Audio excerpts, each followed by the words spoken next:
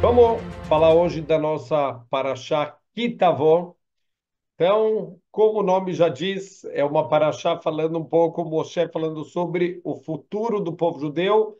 Kitavó é quando vocês vierem, quando vocês entrarem, quando a gente for para Eretz Israel e vai falar sobre muitas mitzvot que só se aplicariam depois da entrada em Eretz Israel. Por mais que a gente já tinha recebido a Torá lá no Har Sinai, e isso tinha acontecido já no primeiro ano no deserto, já se passaram 40 anos que o povo judeu saiu de Mitzrayim, e ainda assim algumas mitzvot, elas só podem ser cumpridas dentro de Eretz Israel. A primeira mitzvah, que é a nossa Parashá, ela vem falar que ela só pode ser cumprida depois que a gente entrar, conquistar e se assentar em Eretz Israel, é a mitzvah de Bikurim. Bikurim vem da Lashon Bechor, linguagem Bechor. Bechor é o primogênito, são as primícias das frutas, em especial,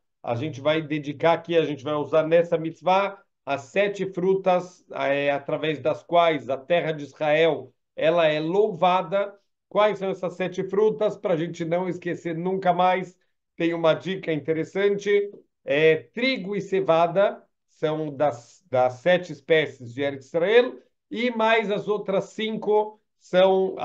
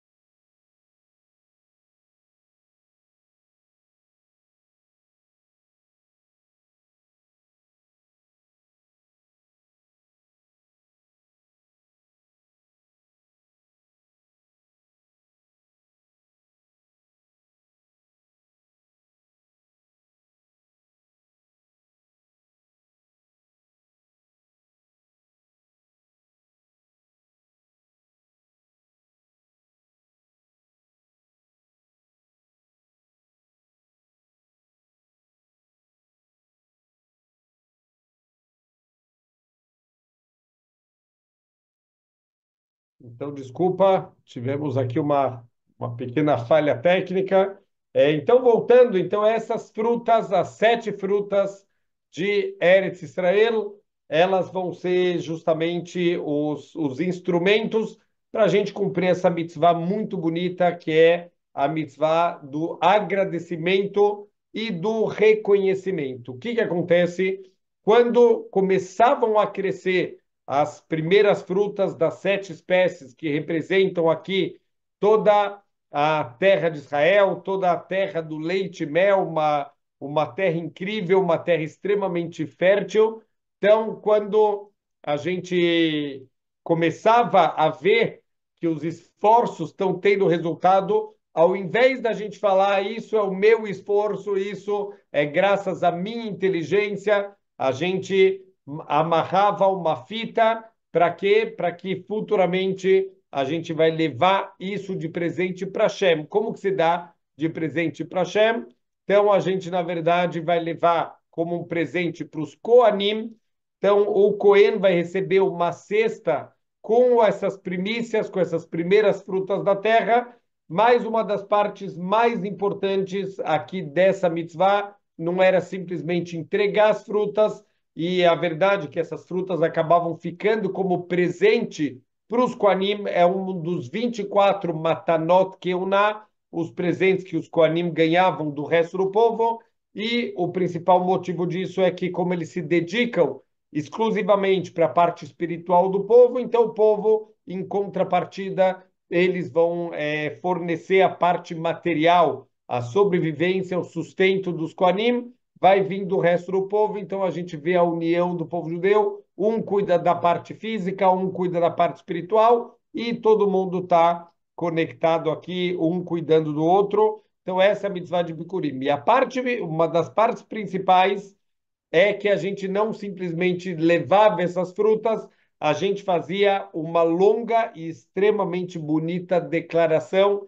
de reconhecimento e agradecimento a Deus pelas vontades Então, assim está escrito, só pegar um pedacinho aqui, Veanita, Veamarta, Lifnei Hashem Eloquehe, você vai responder e você vai dizer perante Hashem, então isso vai ser falado diante do Cohen, mas é perante Hashem, quer dizer, a intenção é que esse agradecimento, ele suba até o Shamaim, e o que a gente falava? Arami Oved Davi, um arameu tentou matar o meu antepassado, Vayered Mitzrayim, então o arameu, estamos falando do Lavan, que tentou matar o Yaakov, e a gente desceu para o Egito e a gente ficou lá por muitos anos, um texto já bastante conhecido. Por que esse texto é tão conhecido? Porque é o texto central da nossa Gadá de Pesach, que também é a noite do agradecimento, é a noite do reconhecimento à festa de Pesach, e a gente aqui,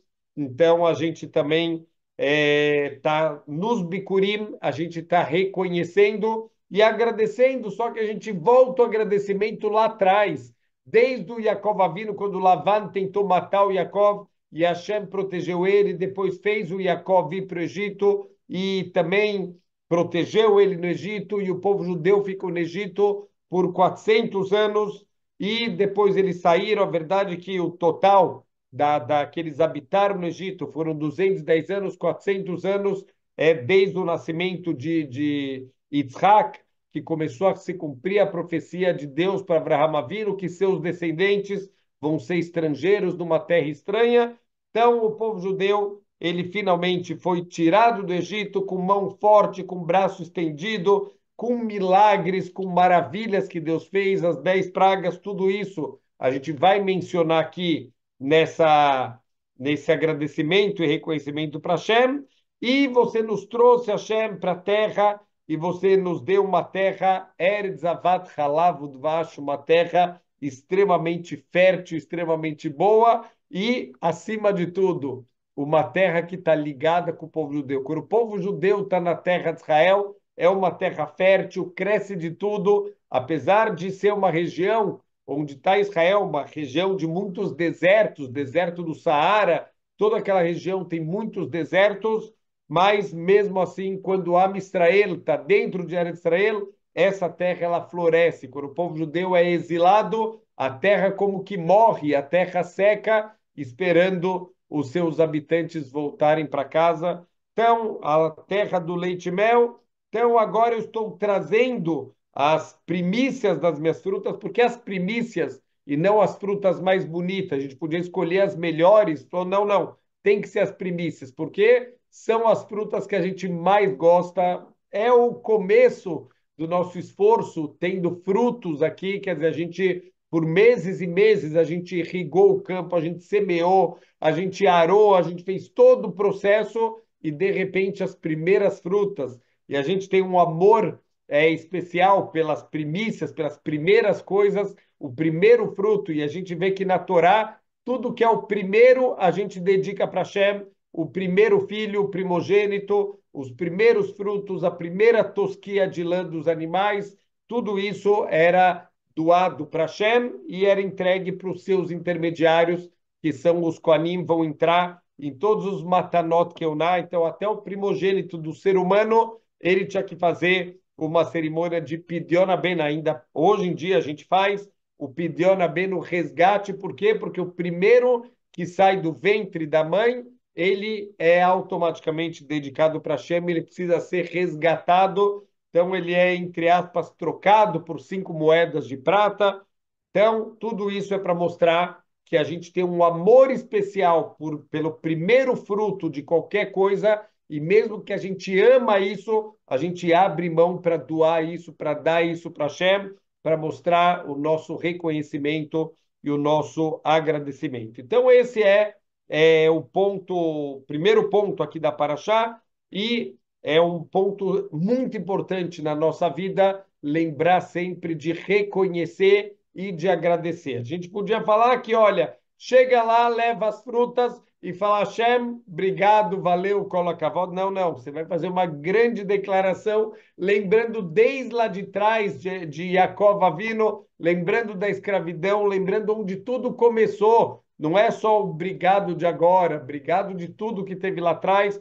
Então, é uma lição incrível para a nossa vida de Akarat Tov, a gente saber reconhecer e agradecer todas as pessoas que fizeram bondades na nossa vida, e a gente tem que ter esse olho. É muito mais fácil olhar os defeitos do que olhar as qualidades, olhar o que as pessoas não fizeram, ao invés de reconhecer e agradecer toda a bondade que as pessoas sim fizeram na nossa vida. Precisa mudar um pouco a forma da gente ver a vida. Então, esse é o primeiro grande ponto da nossa paraxá. E o segundo grande ponto aqui que a gente tem na nossa paraxá são as brachot e as klalot que vão acontecer. Hashem ele já começa a dar um aviso através aqui de Moshe Rabbeinu, e a gente sabe que não é um aviso vazio, é um aviso que aconteceu diversas vezes na história do povo judeu. Se vocês andarem no caminho correto, se vocês cumprirem as mitzvot,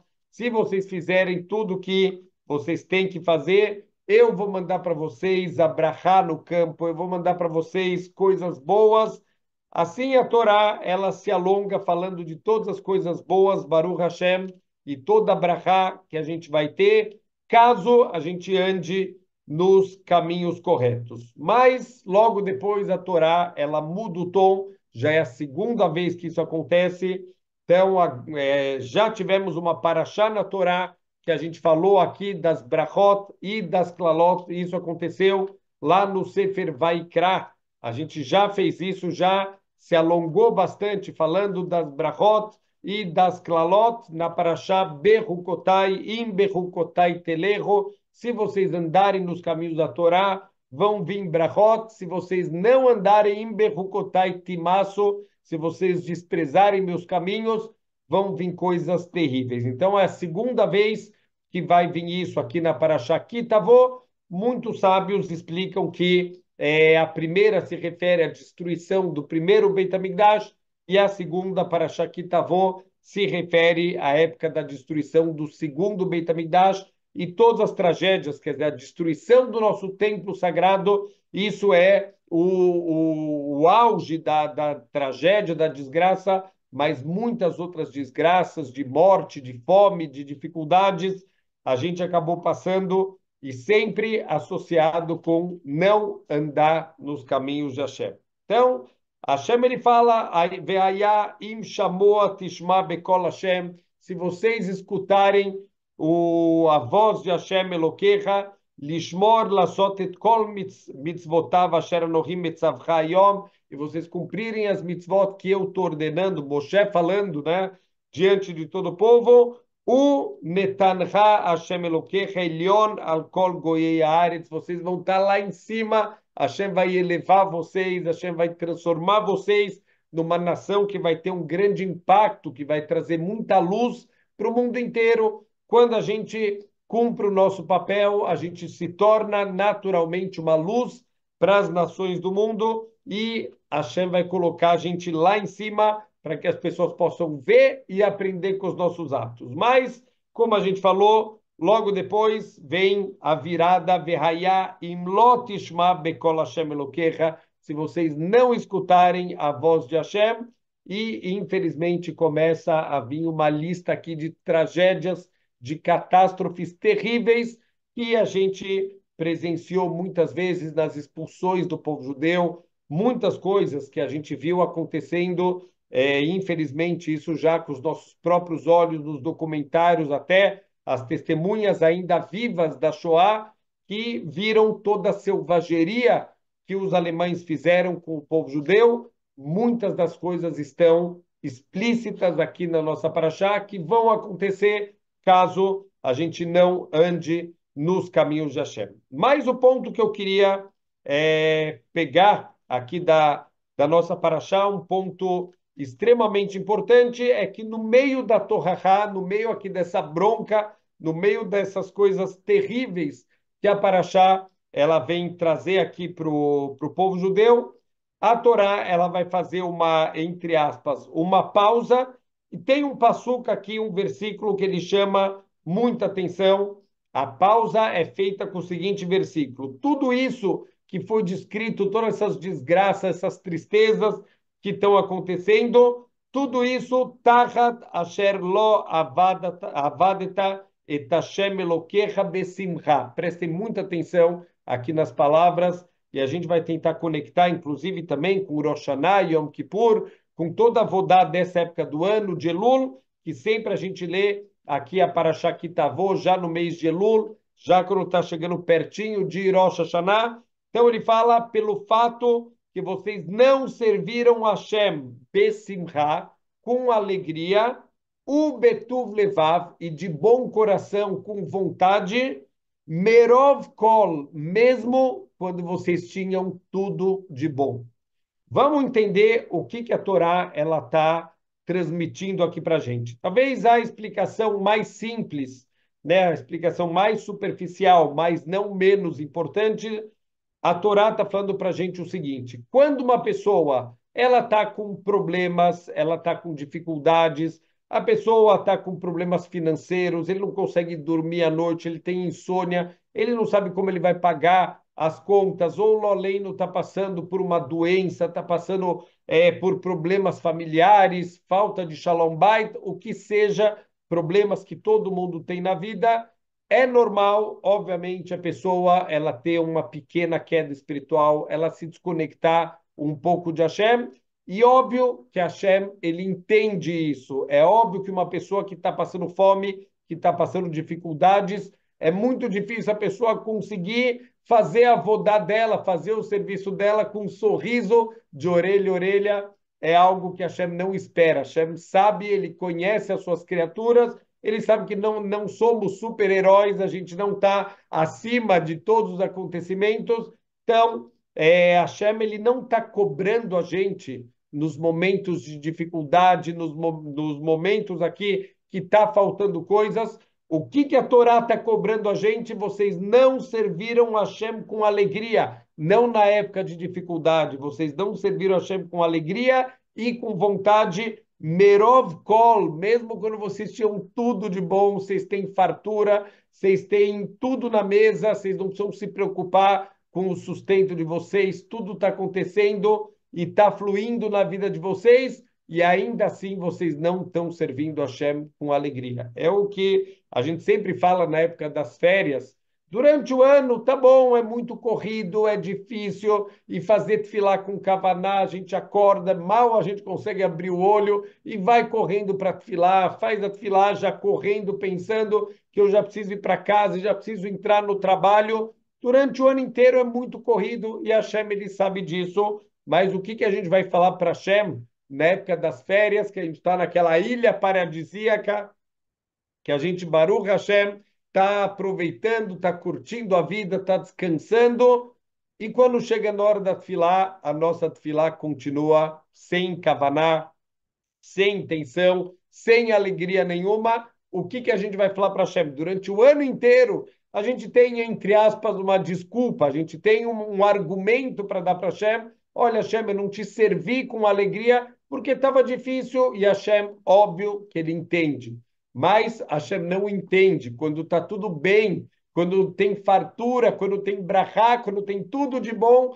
Como assim? Por que agora você não tá fazendo a tua avodá com alegria? Então, Hashem ele está cobrando a gente, é muito grave, é considerado algo terrível, quer dizer, todas as klalot, a Torá está falando para a gente, tarrat, por causa desse fato de você não estar servindo a Hashem com alegria e com vontade quando as coisas estavam tudo bem, quando tinha fartura, quando tinha Baruch Hashem, brachá, em tudo o que vocês faziam.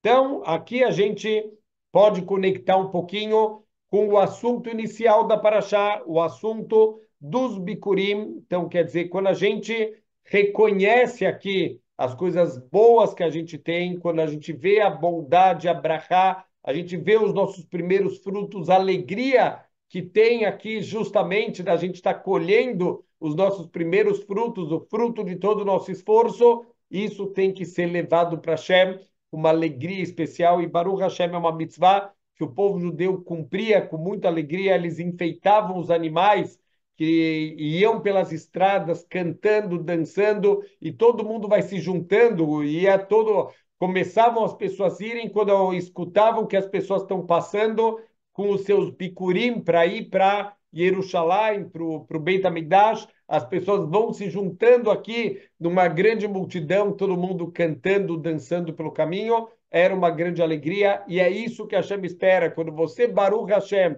está com a sua colheita, quando você está com tudo de bom, vai servir Hashem com alegria, com um sorriso no rosto, com o coração cheio, porque é o mínimo que a gente pode fazer para agradecer e reconhecer as bondades de Hashem. Mas o Arizal, ele fala que tem uma explicação um pouco mais profunda. O Arizal, o grande sábio aqui da Kabbalah, ele vem ensinar para a gente o que é o conceito de Rov Kol. Vocês não serviram Hashem com alegria e com bom coração, Merov Kol. Rov Kol aqui se refere a outras fontes de alegria, alegrias que a gente tem através das coisas do mundo material, de comer uma coisa boa, de curtir alguma coisa aqui do mundo material. Isso é chamado aqui, na linguagem, de acordo com o Arizal, isso está associado, né? O Rov Kol é as alegrias que a gente tem associadas com o uso do mundo material. O que a Torá está cobrando da gente? Quando a gente consegue ter alegrias no mundo material, mas a gente não consegue sentir essa alegria no mundo espiritual. Quando no mundo espiritual tudo é chato, tudo é sem graça, mas uau, quando chega nos prazeres do mundo material, aí é uma grande alegria. A pessoa, ela consegue ficar 2 horas assistindo um jogo de futebol e tá ao máximo, ela tá curtindo, tá torcendo, mas quando é na tefilá, ela não vê a hora de acabar. Cada 5 minutos ela olha o relógio para ver se já está acabando aquela aula também. Ele não aguenta. Ai, Rabino, 2 horas de aula eu não aguento. Mas 2 horas de futebol você aguenta e gostaria que fosse mais. Então tem alguma coisa errada. Se você gosta do mundo material, mas você não está gostando do mundo espiritual, isso significa que temos algum problema. Sentir a alegria na nossa vodá, mais do que a gente sente a alegria dos prazeres do mundo material, isso é uma das exigências que a gente tem aqui, Bezrat Hashem, que a Torá está cobrando. A gente tem que também ter, sentir e buscar essa alegria quando a gente está fazendo a avodá do mundo espiritual. Então, vamos tentar entender como que isso pode ser feito e como isso se conecta com Rosh Hashanah, com Yom Kippur, e vamos tentar responder uma pergunta clássica, porque o Rosh Hashanah é o começo do novo ano, a gente está começando, e Bezrat Hashem desejando que seja um novo ano, com brachot, com coisas boas, que a gente possa passar no julgamento de Hashem, ser inscrito no livro da vida, no livro das brachot, e 10 dias depois de Rosh Hashanah, a gente tem o dia do Yom Kippur, o dia da limpeza, o dia da expiação espiritual, quando as nossas roupas sujas vão ser lavadas, e aí sim a gente vai começar o ano com as nossas roupas branquinhas. Então a grande pergunta é por que não inverte? Por que Hashem não fez as coisas de uma maneira que a gente primeiro passe pelo Yom Kippur, faz toda a limpeza espiritual, e aí sim eu começo o novo ano com uma roupa branca, já preparado, já purificado. Por que primeiro o Rosh Hashanah e só depois eu vou limpar minhas averot? Deveria primeiro limpar tudo e depois eu começo o ano já de roupas limpas, de Neshama, a nossa alma completamente purificada. Então a essência de Rosh Hashanah é fazer Hashem Melech. O que tem qual o significado, né? A gente fala muito esse conceito, Hashem Melech, Melech, a gente repete dezenas de vezes na nossa tefilá que Hashem é Melech. O que significa fazer de Hashem Melech? Então, os nossos sábios, eles explicam que saber que Hashem, ele é a fonte de tudo e ele é o prazer verdadeiro. Tudo que a gente tem na vida é Hashem e o que ele dá para a gente, e que todo o resto é vão, todo o resto é sem sentido, que a alegria verdadeira, o preenchimento verdadeiro é o preenchimento espiritual. Esse é o reconhecimento de Rosh Hashanah, que Hashem é o Melech, que tudo vem dele, que tudo é para ele, que a nossa vida, a nossa missão é justamente a gente conseguir essa conexão espiritual com o Criador do mundo. Então, olha que interessante. Quando a gente ainda tem uma visão voltada só para o mundo material, não adianta Yom Kippur, porque quando a pessoa começa a viver muito para o mundo material, ela começa a se afundar nas transgressões, ela vai sendo puxada pelo mundo material e começa a se afastar do espiritual. E o dia do Yom Kippur, ele não ia ter tanto efeito enquanto você não consertou a causa das transgressões, que é justamente a desconexão de Hashem, e a pessoa está se afundando no mundo material, não adianta passar pelo dia do Yom Kippur, que na verdade é para limpar as consequências do erro principal. Então, primeira coisa, eu preciso mudar a forma de ver a minha vida, eu preciso ver Hashem como centro da minha vida, como a fonte de todas as coisas boas, como a fonte de toda alegria, e depois disso eu posso passar para o Yom Kippur, e no Yom Kippur a gente vai limpar o residual, o que faltou, as consequências dos erros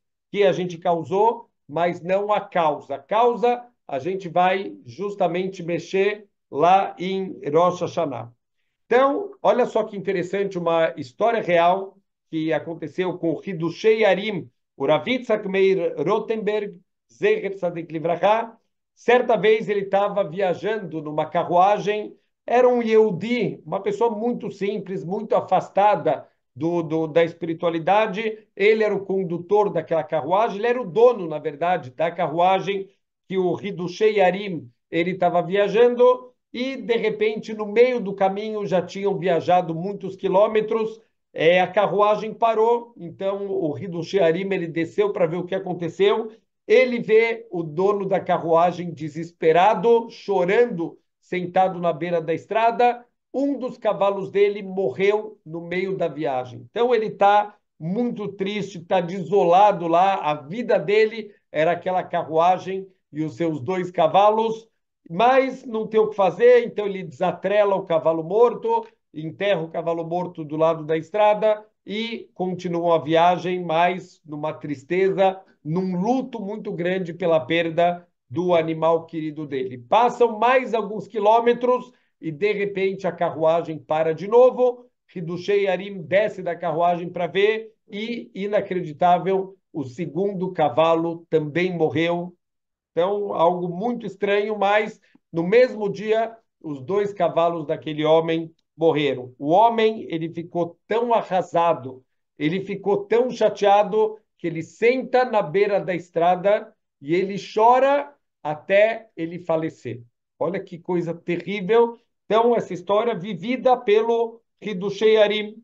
E ele acabou morrendo, acabou falecendo de tanta tristeza pela perda dos dois cavalos dele. O Hidushei Arim, naquela noite, ele teve um sonho, mas ele entendeu que aquele sonho era um sonho muito real. Ele sonhou com aquele condutor da carruagem que, apesar de ser uma pessoa muito afastada da espiritualidade, era uma pessoa boa, era uma pessoa muito pura, e ele tinha recebido o lamabá dele. Qual que era o lamabá daquele homem? Uma carruagem puxada por dois cavalos magníficos, dois cavalos lindos. Esse era o Olam Abá daquele homem. Então, o Hidushei Arim, ele acordou um pouco assustado com aquele sonho que ele teve e ele entendeu o significado. O Olam Abá da pessoa é construído a partir das coisas que a pessoa dá valor no Lamazé.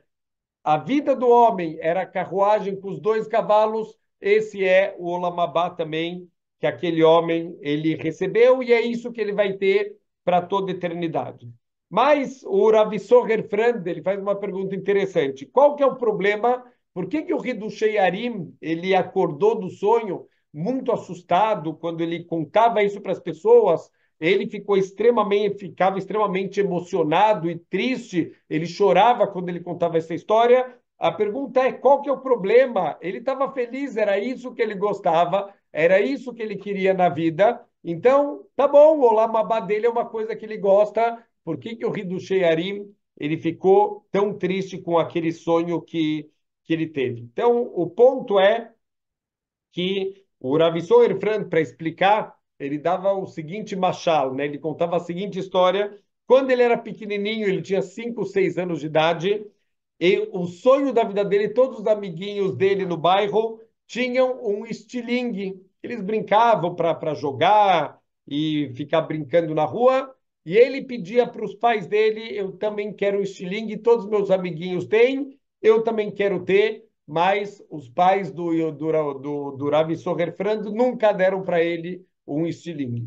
Então ele contava, imagina, no dia do casamento dele, ele tinha 21, 22 anos quando ele casou, o pai e a mãe chegam perto dele, muito visivelmente emocionados, né, com o casamento, e eles entregam uma caixinha para o Ravi Soher-Franz, falam: olha, um presente especial, a gente estava guardando esse momento aqui tão especial para te dar esse presente. E o Ravi Soher-Franz, ele abre o pacote, o que, que tem lá dentro? O estilingue que ele pediu por tantos anos. Então, imagina a decepção no dia do casamento de uma pessoa de 21, 22 anos ganhando o seu estilingue, que era algo que ele sonhava quando ele tinha 5 anos, não quando ele tinha 22 anos de idade e está no dia mais importante da vida dele, o dia do casamento dele. Então, é óbvio que não tem sentido, não é uma história real, obviamente, que os pais do Ravi Soher-Franz não deram para ele o estilingue no dia do casamento, mas ele usava isso para a gente poder entender um pouco do contraste do que é o prazer do mundo material, um prazer extremamente pequeno e limitado comparado com os prazeres do mundo espiritual. Então, a pessoa, quando ela está conectada só com os prazeres do mundo material, é isso que ele vai ter algo extremamente limitado quando ele for para o Lamabá. Enquanto as pessoas que já começam a investir nessa vida nos prazeres espirituais, que eles vão vir através do estudo da Torá, através do cumprimento das mitzvot, isso vai ser o Olamabá que eles estão construindo, um Olamabá também espiritual e infinito, e não algo finito. Quer dizer, o que é o Olamabá de alguém que vai ter uma carruagem e 2 cavalos para toda eternidade? É isso que a pessoa ela vai receber, isso é algo muito pequeno, então não tem sentido a pessoa ela receber isso como o olamabá dela. Mas uma pessoa que ele vai viver a vida inteira só dando valor para o material, merov kol, então ele não consegue ter prazer espiritual da mesma forma que ele tem prazeres materiais, é isso que ele vai construir, infelizmente, do olamabá, e é por isso que a Torá ela fala de um jeito tão duro, no meio aqui das klalot, dessa bronca tão dura de Hashem. Tudo isso por quê? Porque vocês dedicaram para os prazeres do mundo material e vocês abandonaram todo o investimento que vocês deveriam estar fazendo no mundo espiritual. E é por isso que começam a vir todas as tragédias, porque Deus quer despertar o povo dele, quer desconectar. Por que tantas vezes o povo judeu é expulso, o povo judeu vai para o exílio, o povo judeu perde tudo? Porque quando a gente começa a se conectar muito com o mundo material, Hashem afasta a gente. Se a gente não se afasta por bem, vem Hashem por bondade, na misericórdia infinita dele, e ele afasta a gente na força. Ele tira o nosso mundo material quando ele percebe que a gente está se afogando no materialismo. Isso já aconteceu dezenas, centenas de vezes. Um mapa das expulsões que aconteceram do povo judeu na Europa é impressionante. Não tem um único país da onde os judeus acabaram não sendo expulsos, e tudo isso é parte do plano de Hashem para que a gente possa nunca se conectar completamente com o mundo material. Significa o quê? Então que a gente deve viver numa caverna, a gente não deve usar nada do mundo material, a gente deve ser uma pessoa só espiritualizada, dormir na cama de pregos, comer pão velho, beber um pouquinho de água. É isso? Então, a priori a gente deve abrir mão de todo o mundo material, e assim está escrito: Daber el kol adat bnei Israel ve'amart alehem. Hashem ele está transmitindo para Moshe, para que Moshe transmita para o povo: Kedoshim tiyu ki kadosh ani Hashem Elokehem. Sejam pessoas sagradas, sejam Kedoshim. Urashi explica o que significa aqui o Kedoshim. Ele cita aqui o Talmud, falando que é a obrigação da gente se abster mesmo das coisas permitidas, não só, obviamente, a gente se afastar do que é proibido, mas mesmo do que é permitido, a gente não se afundar, a gente não viver imerso aqui no mundo material. Mas, por outro lado, o Talmud, ele vem numa outra Maseret, num outro tratado, e fala o seguinte, que o Nazir, ele é chamado de transgressor, ele tem que trazer um korban hatat,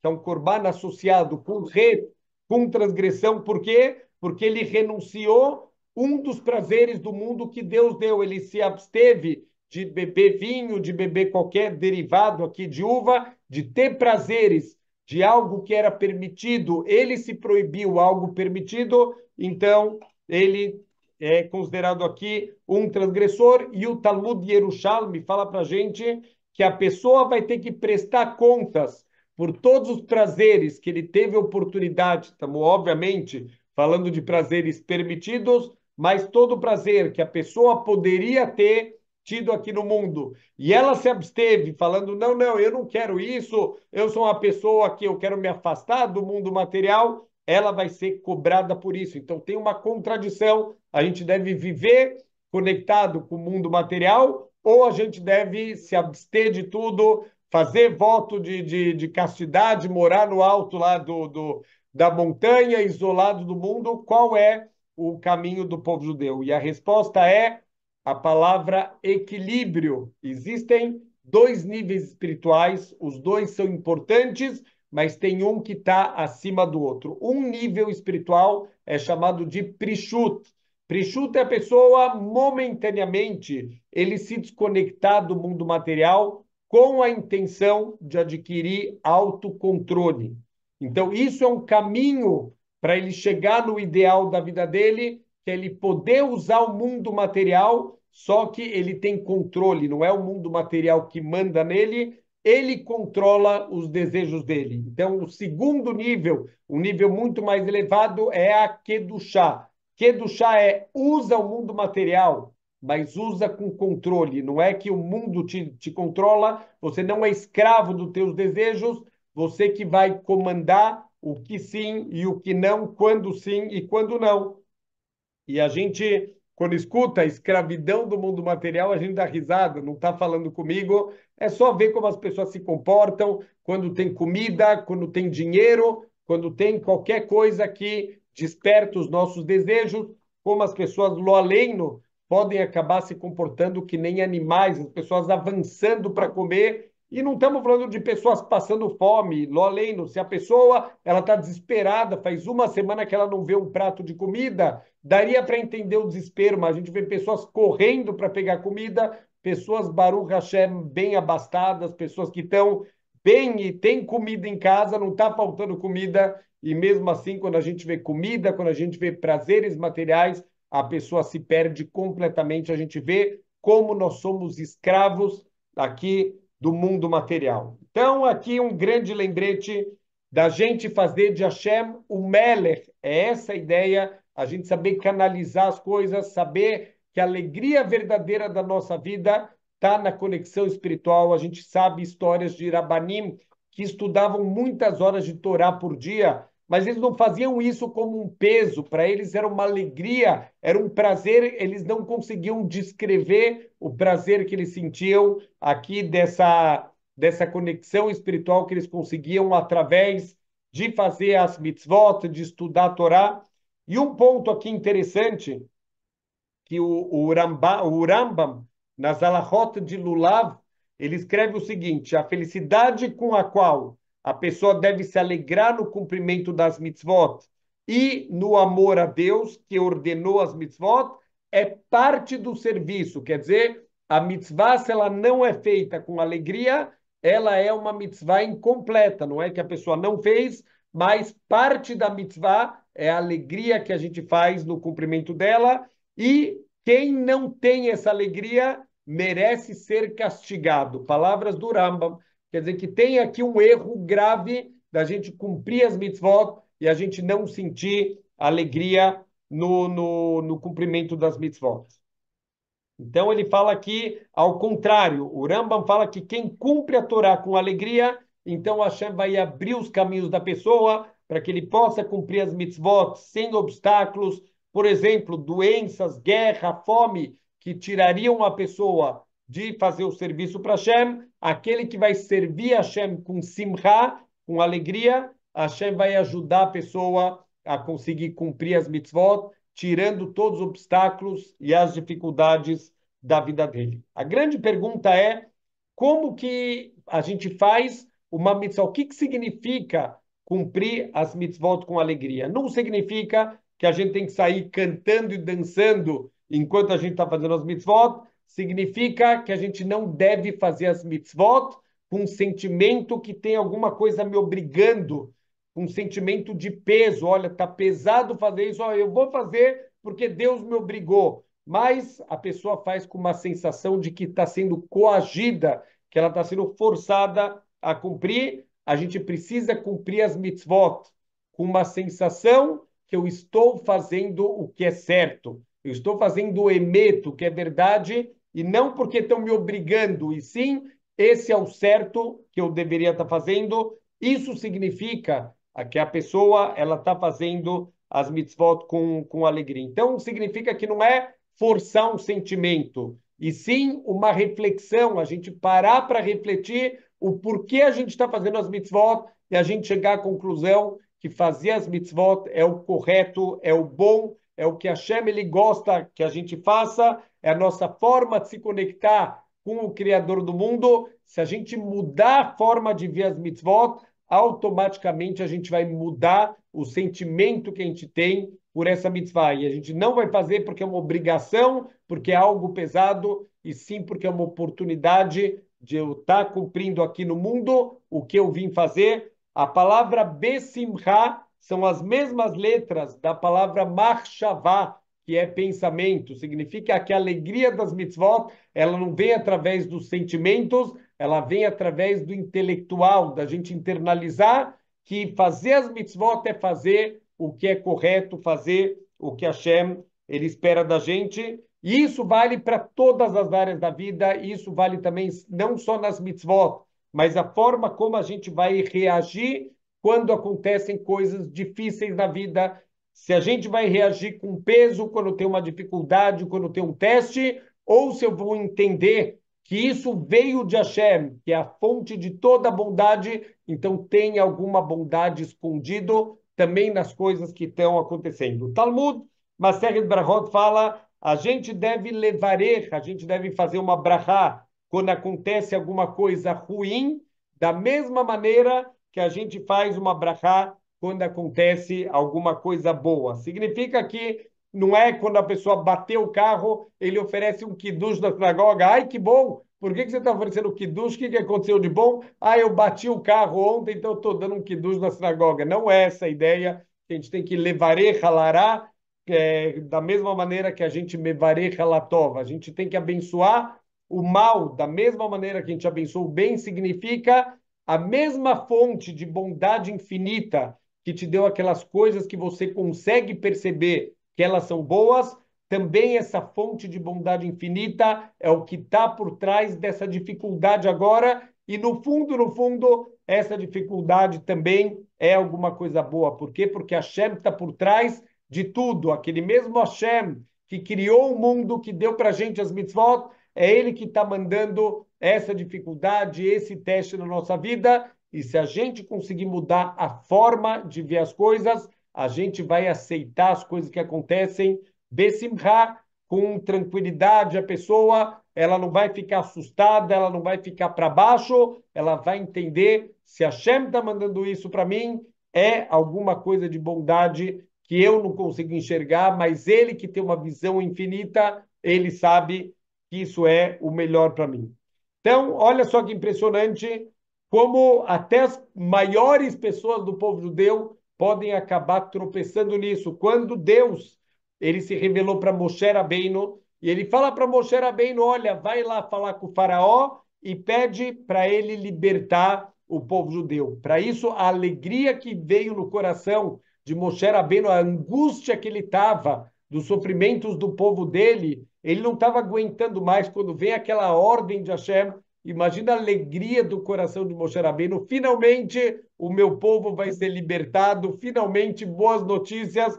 Que alegria eu poder dar essa notícia para o faraó, porque agora vai mudar a história do povo judeu. Então ele está lá mega empolgado que vai acabar o sofrimento, vai acabar a dificuldade, mas qual que é o resultado? Exatamente o oposto. Os sofrimentos do povo judeu aumentaram. Agora, não só que vocês vão continuar a cota de trabalho, vocês vão se virar também com a mão de obra, o que faltar de construção no final, a gente vai preencher com os bebês judeus lá nas paredes. Então, aqui saiu muito pior, quer dizer, Moshe foi empolgadíssimo com as boas notícias e no final das contas saiu algo terrível, muito pior do que estava antes. O que Moshe falou para Hashem? Vai achar Moshe el Hashem. Então, voltou o Moshe para Hashem. Vai Omer Hashem, lama areoisa, lama Zé. Por que você fez mal para esse povo? Lama Zé Shalachthani, para que você me mandou? Se é para fazer mal para o teu povo, por que você me mandou para lá? Eu achei que você estava me mandando para libertar o teu povo. E o que você faz? Você piora a situação deles. Por que você fez mal para o teu povo? Qual é a resposta de Hashem? Vai daber Eloquim el Moshe, e disse Eloquim. A gente sabe que cada nome de Hashem, ele tem algum motivo especial, ele tem algum significado. Deus tem vários nomes diferentes na Torá, cada nome representa alguma característica de Hashem. Então vai daber Eloquim, e disse Eloquim para Moshe, vai Omer Eilav, Ani Hashem, Yud Kei Vav Kei. Então, o nome Eloquim, ele representa a justiça estrita, enquanto o nome Yud Kei Vav Kei, ele representa a bondade e a misericórdia de Hashem. Hashem fez uma frase com os dois nomes. Então, ele está falando para Moshe Rabbeinu, assim fala o Gaon de Vilna, que ele está transmitindo para Moshe Rabbeinu. Ele falou, Moshe, e disse Eloquim, o Deus da justiça, eu sou o Yudkei Vavkei, eu sou o Deus da misericórdia. Todos esses castigos do povo, as dificuldades, tudo que eles estão passando, eu estou fazendo isso por amor a eles. Eles têm que sair do Egito, eu quero diminuir o tempo da escravidão deles, eu quero que eles saiam mais cedo, eu estou aumentando o sofrimento, como alguém que aumenta o fogo da panela para o cozimento ser mais rápido. Eu estou fazendo isso por bondade, por misericórdia. Não me questiona por que eu estou fazendo mal. Eu não faço mal para ninguém. Eu só faço bondades no mundo. Mesmo quando eu estou fazendo justiça, eu estou fazendo bem para as pessoas. Eu estou sendo misericordioso com as pessoas. Vocês não enxergam porque vocês são limitados, mas saiba que tudo que eu faço é baseado só em coisas boas. Então, o Rav Aaron Kotler, tem pessoas que viveram isso, tem pessoas que conseguiam viver a vida enxergando que tudo que Hashem faz é bondade limitada. Então, o Rav Aaron Kotler, Zecher Tzadik Livrachá, alguns dias antes do falecimento dele, ele estava muito doente, ele estava com dores terríveis. E a esposa dele, vendo a expressão dele de dor, de sofrimento, ela tentou trazer algum conforto para ele. Ela virou para ele e falou: não se preocupa, vai ficar tudo bem. O Rav Aaron Kotler, com todos os sofrimentos, com todas as dores que ele estava passando, ele deu um sorriso e ele virou para a esposa e falou: já está tudo bem agora, porque tudo que Hashem faz é para o bem. Não vai melhorar quando mudar alguma coisa. Essa situação que eu estou agora é a melhor situação que eu poderia estar. Já está tudo bem. Não é que precisa melhorar alguma coisa para ficar tudo bem. Então, pessoas viveram com essa realidade, pessoas como o Rav Aaron Kotler, que conseguiram mudar a forma de ver a vida. Então, também as mitzvot para ele são uma alegria. Ele não vê a mitzvah como algo pesado, que ele é obrigado, que ele está sendo forçado a fazer alguma coisa. Para ele é uma oportunidade de viver a emet, de fazer as coisas da maneira correta, e ele conseguia viver em todos os momentos da vida com essa tranquilidade, com essa alegria de saber que ele está fazendo o que é o certo. Fala o Talmud, olha que impressionante o Talmud no Tratado de Psachim, fala da diferença do mundo material e do mundo vindouro. No mundo material, quando a gente escuta uma boa notícia, a gente faz a brachá Baruch Atov Ameitiv, mas quando a gente escuta uma má notícia, a gente faz a brachá Baruch Dayan Emet. No mundo vindouro, todas as brachot vão ser Baruch Atov Ve'ameitiv. Então, os comentaristas, eles perguntam, peraí, eu não estou entendendo. O Talmud está falando que a única diferença entre o Olam Hazé e o Olam Abá, o mundo material, e o Olam Abá, o mundo vindouro, a única diferença é que aqui a gente faz duas brachot e lá a gente vai fazer uma única brachá. Por que que não está escrito que, olha, no mundo vindouro não vai mais ter maldade, não vai mais ter coisa ruim, não vai mais ter motivo para fazer a brachá do Baruch Dayan Emet? Por que que o Talmud coloca aqui como se a única diferença é a brachá que a gente vai fazer? Então, fala o Rav Yehezkel Landau, Zecher Tzadik Livrachá, ele fala que também nesse mundo não existe coisa ruim. Não vai mudar nada desse mundo para o mundo vindouro em relação a acabarem as coisas ruins, porque as coisas ruins nunca existiram. Tudo que acontece é uma grande bondade. Qual é a única diferença do que acontece nesse mundo e no mundo vindouro? É que aqui a gente não tem claridade. Aqui Deus, para dar para a gente o livre-arbítrio, ele encobre a nossa visão e a gente acaba muitas vezes pensando que uma coisa é ruim, uma coisa é uma tragédia, uma coisa negativa.